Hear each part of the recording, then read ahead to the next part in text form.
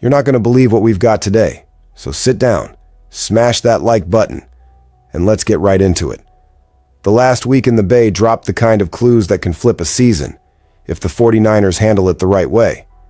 There are signs of a return wave, and it could bring back the physical identity this team has been missing at the worst possible time.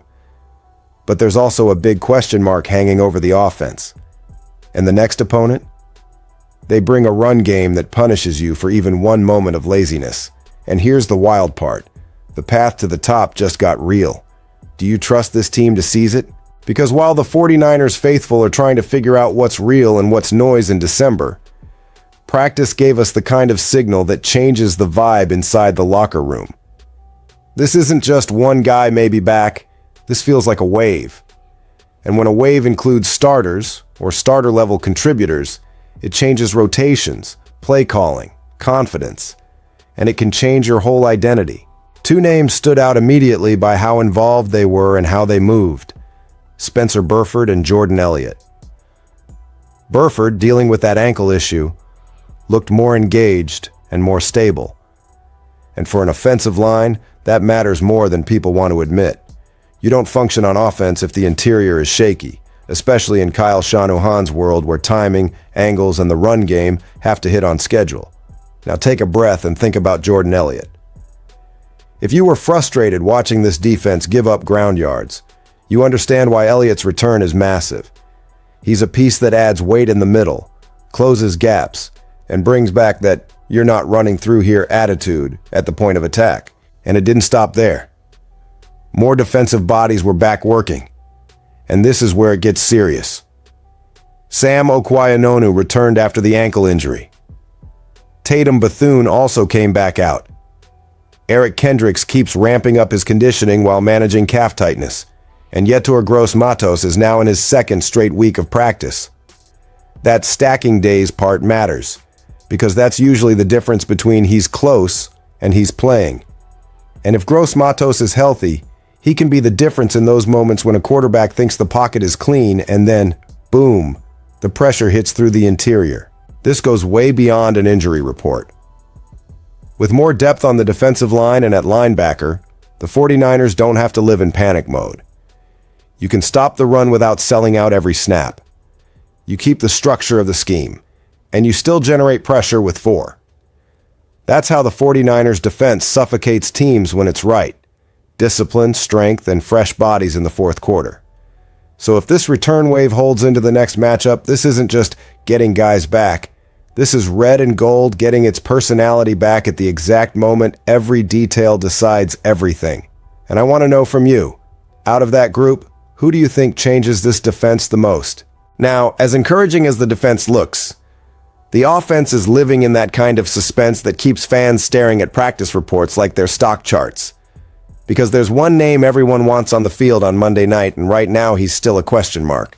Ricky Pearsall missed his second straight practice this week, and with only one left before the matchup against the Colts, that anxiety is real. This isn't just rest.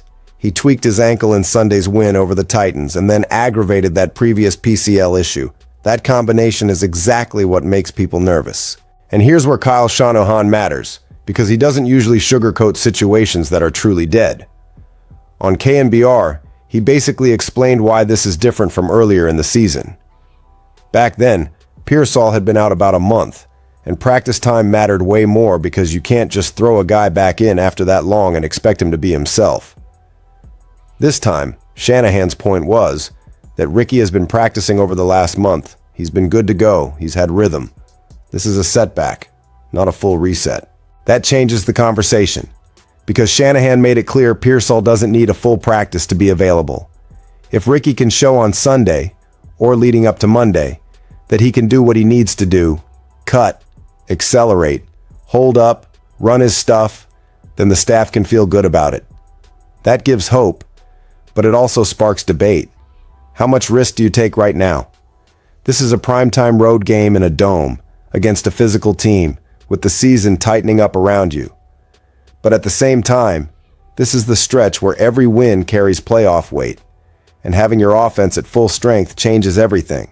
Spacing, matchups, how defenses play you, how aggressive you can be. And the fan base is split. Some people are saying, protect the kid. Think long term. Others are in full right now or never mode because one win can flip your whole trajectory in December. Strategically, Pearsall's availability affects more than a box score. With him, the field stretches and your concepts breathe. Without him, defenses can squeeze zones and dare you to win with patience and perfect execution. So this is the question. If you were making the call, would you play Pearsall even without a full practice? Or would you hold him because you're thinking about what's still ahead? And while we're focused on our own names and our own health report, there's a quiet danger on the other sideline that doesn't allow even a second of disrespect. It's way too tempting to look at the Colts and treat this like a team you can sleepwalk past. They started the year 7-1, and then they hit a free fall. They're 8-6 now, and people see a slide like that and start laughing. That mindset is exactly how the NFL humbles you, especially when the opponent's identity is a run game that can physically take the game out of your hands. Jonathan Taylor isn't just good, he's the engine. And Shanahan actually highlighted the part that gets overlooked. It starts with the line. A strong offensive line that wins up front, creates real lanes, and keeps you on schedule. Add in receivers who actually block, a tight end who's reliable, and you've got an ecosystem that makes the run game dangerous before the running back even touches the ball. Then you add Taylor. Track speed, power to run through contact, vision to hit the right gap, patience to let blocks develop. Shanahan described it perfectly. Elite talent supported by a group that does the dirty work. And that kind of combination punishes you if your defense isn't disciplined. Here's the sensitive part for the 49ers. The run defense just got tested. Tony Pollard ran 14 times for 104 yards and a touchdown. That's not a footnote, that's a warning siren. Against Taylor, the level goes up. If gaps aren't closed, if tackles come late, you get hurt. Badly. The defense has to be sharp with reads, leverage, communication, and it's a trap either way. If you sell out too hard to stop the run, you open yourself up to play action and explosive shots. If you don't commit enough, you let them control the clock and punch you in the mouth all night. That's why this matchup on the ground can decide the tone of the entire game. So I'll ask you straight. Do you believe this defense learned from last week? Or are they about to test their luck against one of the best backs in the league? And all of this gets even heavier when you zoom out and look at the bigger board, because we're not just talking about one road win. There's a real scenario, an actual live scenario, where the 49ers don't just clinch a playoff spot, but put their hands on the steering wheel of the NFC.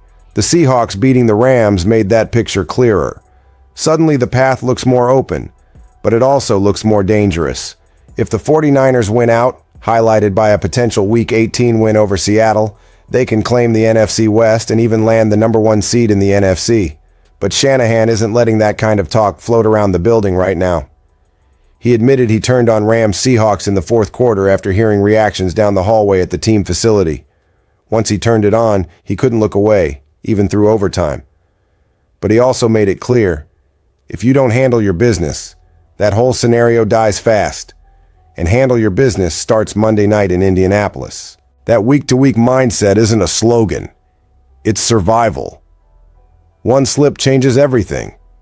That's why the focus is locked on the Colts. Win, and you clinch a playoff berth. A true win, and you're in situation. That shifts the emotional weight of the entire night. It's not about scoreboard watching. It's about executing under pressure. Brock Purdy echoed the same thing. He watched the game. He understands the implications. But he also knows none of it matters if the 49ers don't do what they're supposed to do right now. For him, it's about details at practice, stacking good days, and then delivering on Monday night. Simple message, big meaning. So yeah, the road to the top seed is still there. It's not fantasy, but it runs straight through Indianapolis, through clean execution, discipline, and a refusal to get distracted by what if. First, take care of what's in front of you. Then you earn the right to talk about the horizon. And now I want it from you.